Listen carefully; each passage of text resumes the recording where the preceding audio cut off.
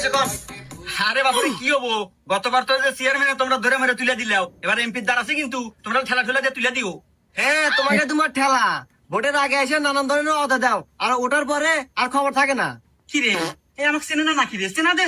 আরে ভাই কি রে, কি করলো না এখন চেয়ারম্যান সাহেব বোমা না। আমি অদা টদা দিই না, আমি ডাইরেক্ট কাজ করি। হ্যাঁ, তাই তো দেখতেছি নির্বাচন পর পরই দেশে পড়ে যায় হাল। খাওয়ার নেগে চাল নাই, রান্না নেগে গ্যাস নাই, আর এতটা এত মোটরসাইকেল কিনে ঘরে শিখে তুলে দিছি, পাম্পে তেল নাই। না এতে বেশি কথা কয়। আরে তেল থাকবো কে বলে, জাহাজের তেল নিয়ে আসছি, ওই যে জাহাজের গ ফুটায় সব তেল সমুদ্রের মধ্যে পড়ে গেছে।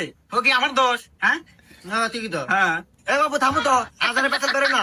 এমনিতে মোটরসাইকেল সারা বাজারে আইতে যাতে পার সাল উঠে গেছে, তোমার কথা কোনো দামি নাই।